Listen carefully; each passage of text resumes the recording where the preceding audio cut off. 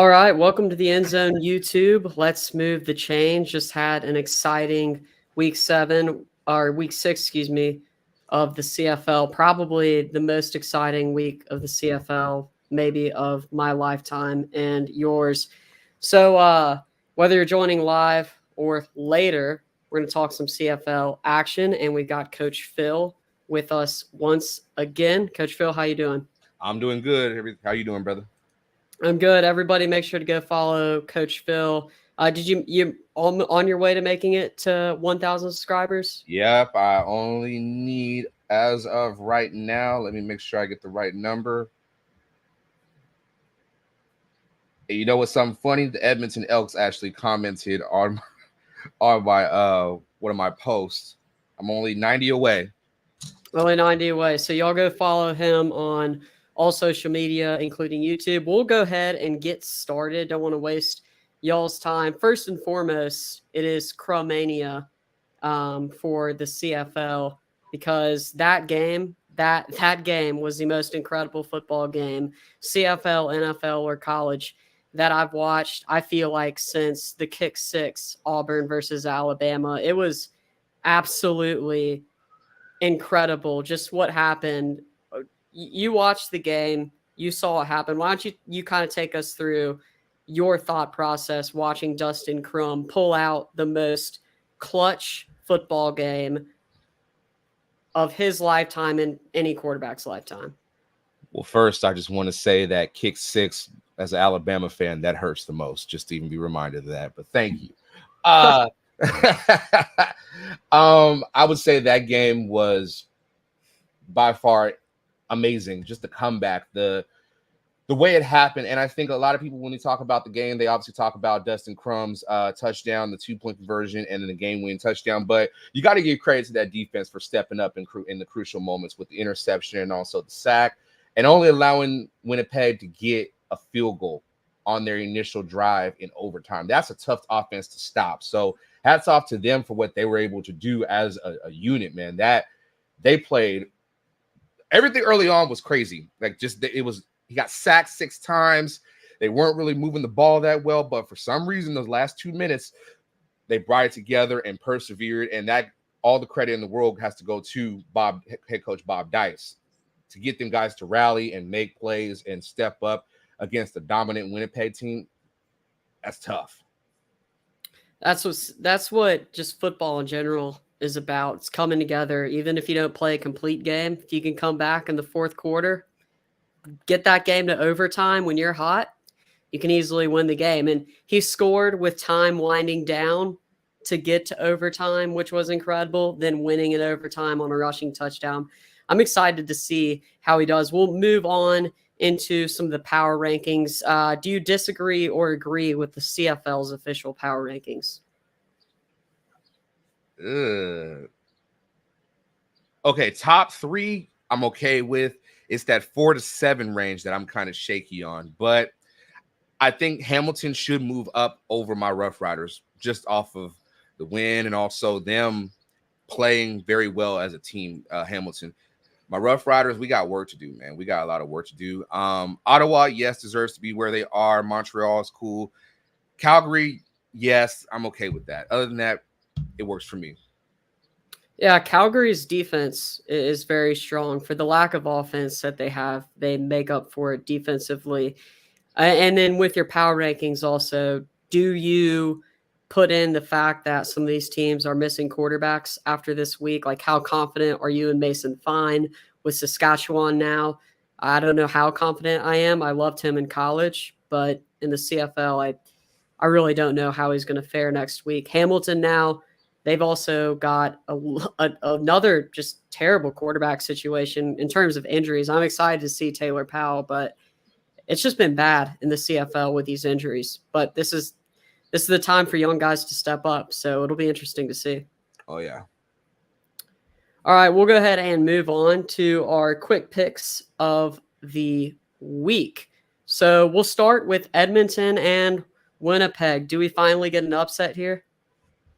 After the game we had with Winnipeg and Ottawa, I think Winnipeg reevaluates themselves, makes the adjustment that they need to, and they'll stomp the yard on Edmonton easily. Yes, and I know you have some things to say about Edmonton. You've been sounding off on Twitter about the Trey Ford, the quarterback situation, and Taylor Cornelius throwing possibly the worst interception of all time. Listening to the Canadian commentators scream, "What Yeah. are you doing? What are you doing?" I have never seen such a poor throw in my life. We'll circle back on there at the end. I allotted extra time. That's why we're going through kind of quickly here for that. Toronto and Hamilton. Ooh.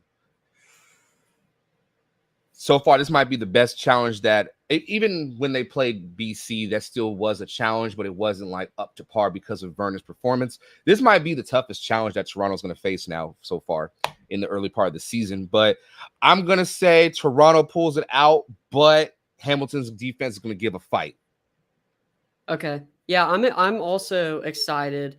Now, although Taylor Powell only had like what 3 passes, maybe 4 passes coming in for the injury. He threw a touchdown, which was good. I'm excited to see what he can do with the new face in at quarterback because he's got nothing to lose. You're playing the best team in the league. Oh, yeah. To most people. So it'll be fun to see. I do think that Toronto will win this one. And I didn't put in my pick for the other game, but I think you could assume that's Winnipeg. Saskatchewan and BC. Ooh, well, I'll set up for this one. I posted on Twitter that I do have faith in Mason Fine. I have all the faith in the world in Mason Fine because he showed what he's capable of in the clutch moments, the Hail Mary, the touchdown, everything. He looked comfortable. He looked like he was cool in the system. It's gonna be tough to see what he can do for 4 quarters and not just a little bit of time in the last, like it was in the last game. BC, on the other hand, man, I still don't know what their identity is on offense. The defense is great.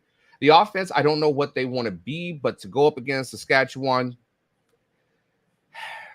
I'm still gonna ride with my Rough Riders, man. I can't. I'm gonna go down with the ship on this one. You see, I have to differ there. I trust Vernon Adams enough, at least. Maybe you get a little bit of a home field advantage here. BC, the fans show out. One of the good CFL franchises that has solid attendance, can make it rowdy. I trust in this offense to at least figure things out, and also their defense is one of the best, if not the best, in the league, in my opinion. So it might be tough for Mason Fine to get his first start of the season against a team like BC at BC. But would you say, are you more confident in Vernon, or are you confident in the pieces around Vernon to make up for his little mistakes that he's going to make? Because we know Vernon's going to give up 1 interception at some point. Yeah, I would say I'm more confident in the BC defense. Yeah. Than I am in Vernon Adams. I do think though that Vernon Adams will make a couple plays. For maybe he makes 2 incredible plays, has like 2 touchdowns, maybe 1 rushing or 1 passing, and he'll have a turnover most likely. But right. I'm just worried about Mason Fine. It's more Saskatchewan than it is BC. Right. So, I'll give you that. The only thing about it with Saskatchewan is it's both sides of the ball with me. I don't know what our strength is. Is our strength our offense? Is our strength our defense? Which one is it? Which one are we going to rely on to get us out of a tough crunch? That's the tough part. I do believe in Mason. I do trust the receivers. I like the run game with Morrow. I just don't know. Each game is different. The defense steps up. The offense steps up. There's got to be some consistency with the team on what their identity is as well. Yeah, I couldn't agree more. Let's move on to Ottawa at Calgary. And to me, this is the game of the week. I think this will be the best game. I'm going to go on a limb with the momentum that both teams have coming off of their wins. I think Ottawa pulls it out. Interesting. See, I'm always the wait and see guy when a quarterback comes in and has a fantastic game, like Dustin Crum. As you said, it took a while for that offense to get rolling. Right. Now that Calgary has a full game of tape on him, it's different. Right. You know, whereas last week Ottawa didn't, or the Ottawa came in and there was no tape on Dustin Crum. It was his first CFL start. Mm-hmm. So there's a little bit of a disadvantage there. And also, I'm a Calgary Stampeders fan. So I want to pick them. But part of me also, just for the health of the Canadian Football League, I want there to be more good quarterbacks. Right. And I'm cheering Dustin Crum on. Yes. I'm also cheering Jake Mayer on, but I've watched him play a lot of games, and it's very difficult sometimes to cheer this offense on. You know, and that's funny you say that, because I was actually impressed from Mayer's performance. He took care of the ball, made precise decisions. He might be he's coming into his own a little bit now. He dusted off the cobwebs a little bit, and I think he's starting to step out of that shadow of Bo Levi Mitchell's replacement and finding his own way. So Mayer's growing on me. That's fair. I do think that he stepped up. They also do have a good defense to back him up, and good playmakers all around, I believe. I do think, though, that this game will be the closest, and you could pick either team, and I wouldn't argue with you. I'm going to go with Calgary because they're my team. So that is my pick. Taking a look at the PFF players of the week. Of course, Chad Kelly, he's just been fantastic and an awesome sight for the CFL to have another young quarterback come in and show so much success after Nathan Rourke. It was awesome having Nathan Rourke last year. And I think a lot of people were worried that his production as a young quarterback in the league wouldn't be filled. And it has been by Chad Kelly. He's been completely fantastic. And he's kind of, in some ways, you know, I know you have your opinions on McLeod Bethel Thompson, the quarterback that he replaced, but he's been very good. So been very fun to watch. James Butler also has been exciting, and a lot of Stampeders guys on special teams and on defense showing up here as well. Yeah, I'm liking the honor roll from Pro Football Focus. I'm loving it. I gotta go with on this one. The one that really stands out to me is James Butler. JB has been carrying the load per se. He's showing what he's been able to do, because I felt like when he was with BC, they were hesitant to really give him the ball a lot. I know there was a lot of people around that they had to kind of disperse the ball out equally, but James is starting to show what he can do, and big hats off to him, man. He's been balling. Yeah, and he might actually, going into this week, that's a good point. He's probably going to have even more of the load on him because of the quarterback situation. And if he can get going early, which I have no doubt that he could, it's just going to be a special season overall for him. Unfortunately, I would love for them to have a steady quarterback situation without injuries, so people would have to respect the pass game more. But he's been doing it nonetheless. So just hats off to him. Okay, quickly, we'll go through the playoff picture. And if you had to pick one team to be out by the time we get to the playoff, what team do you think it would be? I have to say Hamilton. Hamilton? Just based off of the quarterback situation. Okay. It's not until Bo comes back. It's tough. It's really going to be tough for them. Yeah, and now especially with if Hamilton is out, then that would mean that their replacement team would be Ottawa.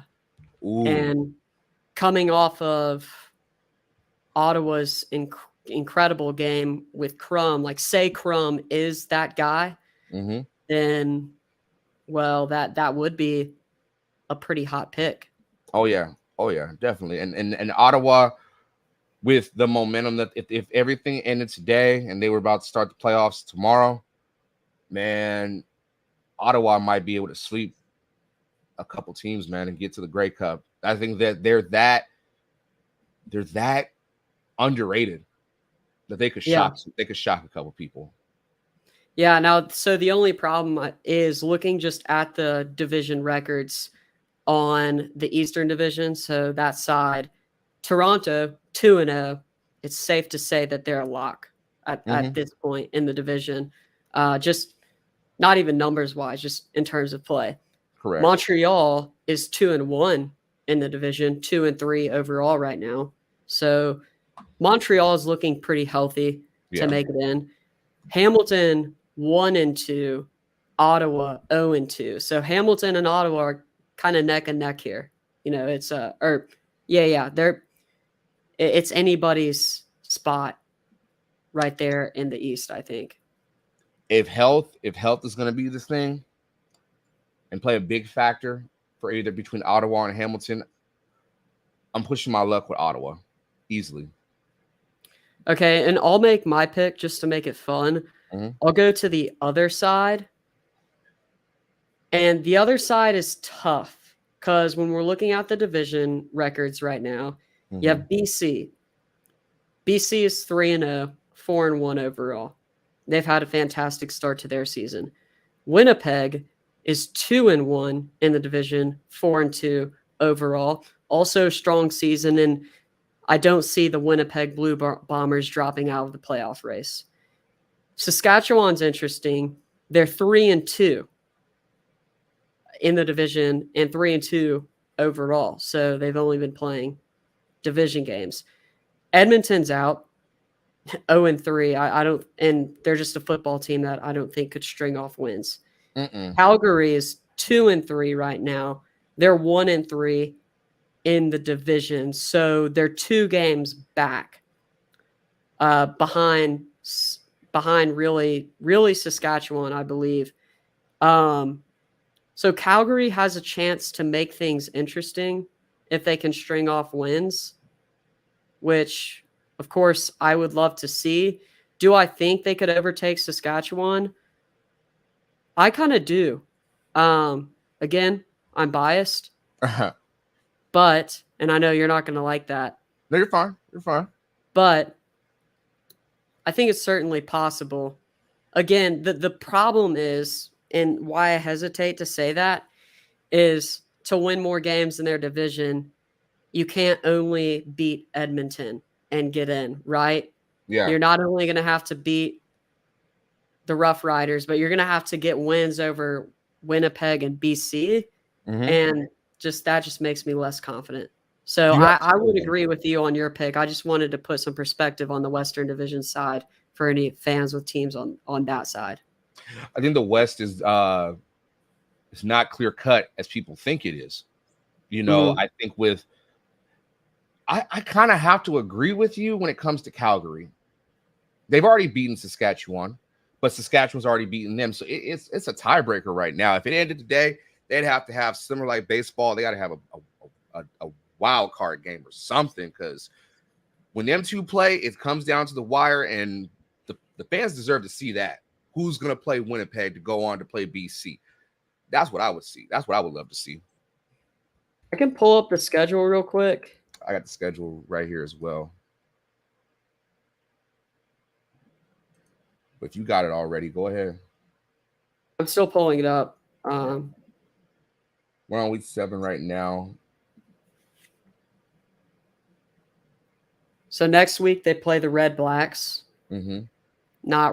Not super important. Then they play the Alouettes.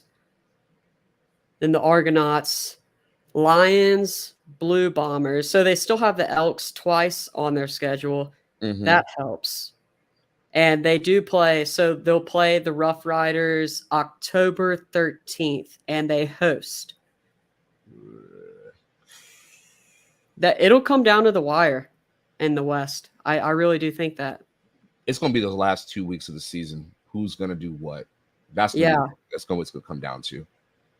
Which to me is good for the CFL, that it's not a lock anytime soon, because their last 3 games of the season are Rough Riders, Lions, and Blue Bombers. I think that's going to be it's. I don't know, man. I don't know. This is Yeah. tough right here, but we'll revisit it. We'll revisit it. Yeah. And the Stampeders and Rough Riders, we just look at the teams in general. When they play, the games go down to the wire. Like they're very close. Yeah.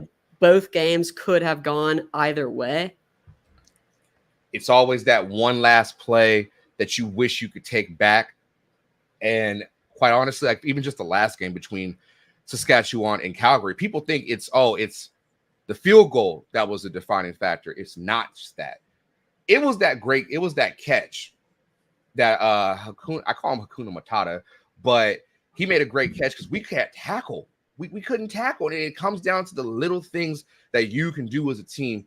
And giving up those yards, man, it gave up a lot. So down to the wire, I agree. All right, good talk on the Grey Cup playoffs. Now, I have my very own surprise segment for you, and I'm not even going to say anything. I'm just going to do this. Okay. All right. Okay. Go ahead. What's your question? What you want me to say? What would you like for me to say? When do you think it's going to happen, or is it going to happen? When is the Canadians' son, like the prodigal son, when is he going to start?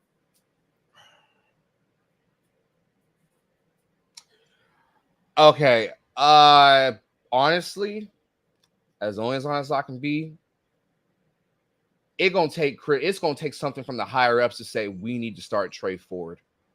I think Chris Jones is so hell-bent on proving that his way is the right way, and it's not. And he's stubborn. This is ridiculous that Trey Ford has not started a game yet. I hate to say it, but we're going to probably see more of Taylor Cornelius than we ever thought we would. And I don't know if you saw the article that 3 Down Nation put out, but he was saying how he's not consistent and he's not this and that's like, but look at what you have already out there. That's not consistent at all. Sometimes you got to mix it up, and this is not a QB controversy. This is just stubbornness on Chris Jones' part. Just see, I can't even talk because this man got me so frustrated. We may not even see Trey Ford play this season, to be honest with you. What do you think? So it's hard because I'm not at the practices and I can't see what's going on. Yeah. But the Elks have a really, really bad offensive line. They can't protect any quarterback. Now, Trey Ford might not have the arm talent that Doge or Cornelius have, but he could at least, I mean, that's been the criticism of him from other people. I'm not saying I agree or disagree. What's that? I said the only person that's saying that is I'm hearing is Chris Jones. Yeah. So we'll say that's Chris Jones's opinion, and say we give him, it's maybe he doesn't have the arm talent, but he has the athleticism, he has the speed, he probably has the playmaking ability, but you don't know because you don't give him game reps, you don't give him a chance. Right. So I say, look, your offensive line is terrible. You have some solid wide receivers. They're not getting the ball right now. You might as well put in a mobile quarterback because it can't get worse than this. I mean, after watching last week, it cannot get worse than what it has been up in Edmonton. Now you broke the professional sports record for home losses, 20. It's going to continue. You have nothing to lose. That's the thing. I'm looking at it from watching the last game when they played Hamilton last week. A lot of the plays that happened, the ball was put in bad places, and that's on the quarterback. That's on Taylor Cornelius. We're not even going to talk about the elephant in the room with the interception. That was just a boneheaded play. But With Trey Ford, you can do so much more. You can move the pocket. You can do rollouts. You can have him do things that will benefit your offense to not have him just sit in the pocket because you know the line is not going to hold up long enough to let him throw the ball. And it's like you're basically going to get. And I hate to say this, but it's the truth. Chris Jones is so stubborn because he wants to prove that what he's been successful with is going to work. And it's not.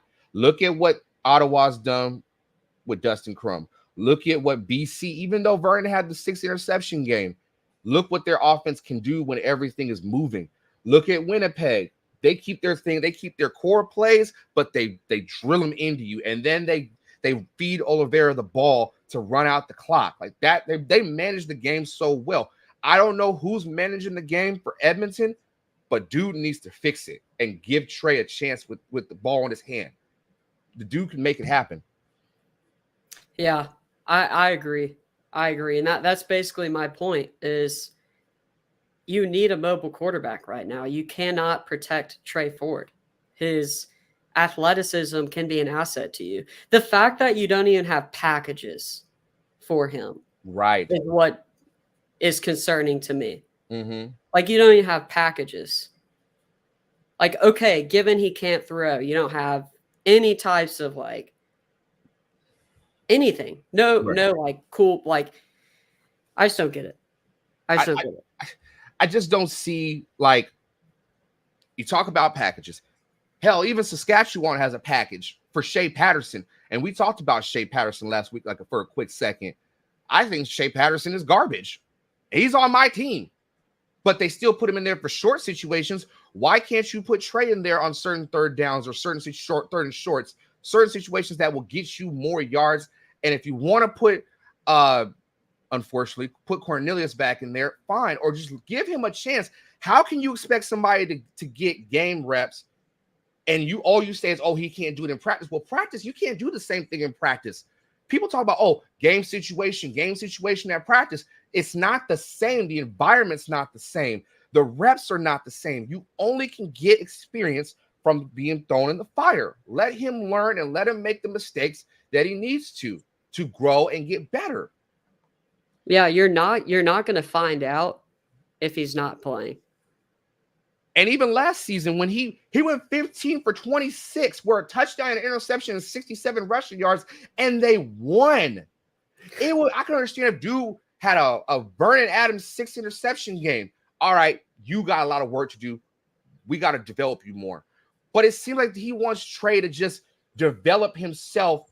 And I don't know. We're not at practice, but you can't. You're the head coach. Bring him up to speed. He's the guy. You could build the franchise around him. But they just won't pull the trigger. I don't get it. Yeah, like, to me, I'm asking, what is it that's really holding him back? Is it the accuracy and the arm talent? Because to me, I think, like, a lot of people will overhype arm strength and accuracy and things like that when you got Taylor Cornelius, who might have a better arm. And I'll give you that. Maybe he does. But his timing has been horrible. Mm-hmm. His decision-making is questionable at best. Took the words out of my mouth. Is Trey Ford's worse than that? I don't know how much worse it can get. I mean, it all comes down to just incompetence on Chris Jones's part. It comes down to maybe they know something we don't know. Maybe Trey is really bad in practice. Maybe because they did say in the article that he's coming back from an injury. Okay. What the injury is, I don't know. But this is starting to sound like a Lamar Jackson situation. Now, I'm not talking about the money that Lamar just got. I'm talking about he can't play quarterback. Trey Ford is built for this. Trey Ford has the intangibles. We talk so much about arm strength and he can throw it a mile and all that stuff, but that doesn't matter if you're throwing interceptions. There's a lot of quarterbacks that can throw it from 50 yards all the way to the end zone, but you're not going to throw bombs all the time. Can you throw sidearm? Can you throw into this window? Can you do this? Can you do that? There's different things when it comes to playing quarterback. I have confidence in Trey Ford. Why Chris Jones does it, I have no idea. Exactly. I think that's a good way to bring it all in Mm-hmm. and end it, and maybe give him a shot like Dustin Crum came in and gave it a shot. A running quarterback in the CFL was the Ottawa Red Blacks savior. Maybe Trey Ford could be just that for the Edmonton Elks. But at this rate, man, I don't know if we're going to see it. I don't know either, man. It's crazy. All right, everybody, I hope y'all enjoy whether you've watched live or you're tuning in later.